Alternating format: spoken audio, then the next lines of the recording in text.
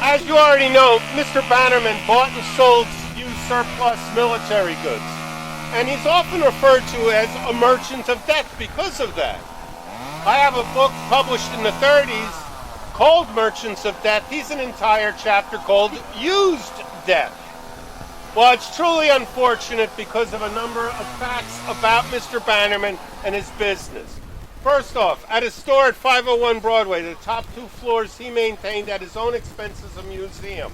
He called that museum the Museum of Lost Arts because he wanted us to study war materials and wars to learn to no longer practice them. What a great idea. And if you think about it, it's the study of our history on whatever level that helps us learn and grow.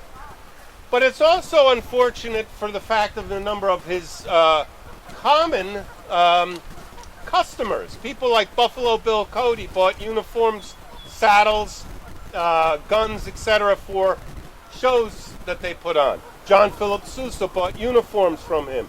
Early Hollywood, all sorts of theatrical productions, bought stage dressing from the Bannerman business. So his sales weren't always directed towards the military. But then one final fact about Mr. Bannerman.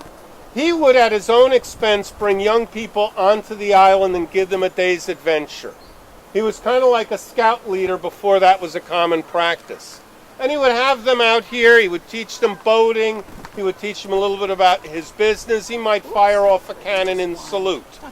So his actual life's practice really says more than a man that was just selling military goods for the purpose of killing people. So it's unfortunate that he was once referred to as that.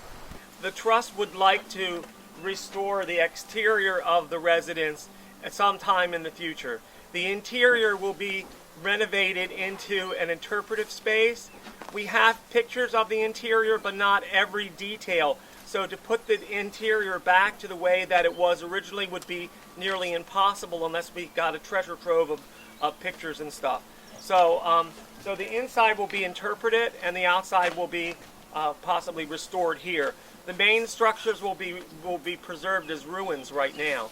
Who knows, someday if someone gives us a lot of money, maybe we can put them back. But at this point, stabilization and preservation and getting this building together and the terrace will be redone is the main.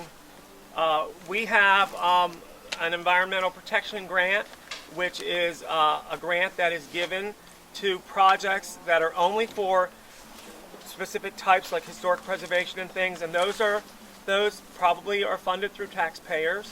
However, this is money that would never be used for other projects because people complain like, why don't you use it for cancer?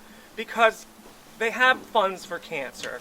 They will use, this money is used because these types of projects bring money into the valley. An example, walkway over the Hudson. They thought they'd get $450,000 the first year. They got under $1 million, just under $1 million. And business is booming in Poughkeepsie around that and all around that area. It's bringing tax dollars in, and that's why these projects are good, and that's why they need to continue to keep funding Environmental Protection Fund, which was funded this year. But it's through that, and everything else is through private foundations and private money.